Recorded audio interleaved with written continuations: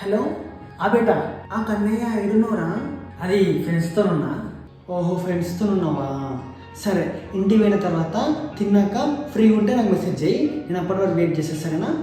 అరే ఏం కాదు బేటా, నువ్వు మాట్లాడు. మనం ఎట్లయినా పెళ్ళి తర్వాత కలిసి ఉంటాం కదా, ఇప్పుడున్న కొంచెం టైం అయినా సరే వాళ్ళతో ఎంజాయ్ చేయి, ఓకేనా? దొరకడం నా అదృష్టం తెలుసా. లవ్ యూ టూ కన్నా. దేవుడా, ఇట్లాంటి పిల్లలు ఇచ్చినందుకు థ్యాంక్ యూ సో మచ్. చెప్పు కన్నా, ఏమైంది?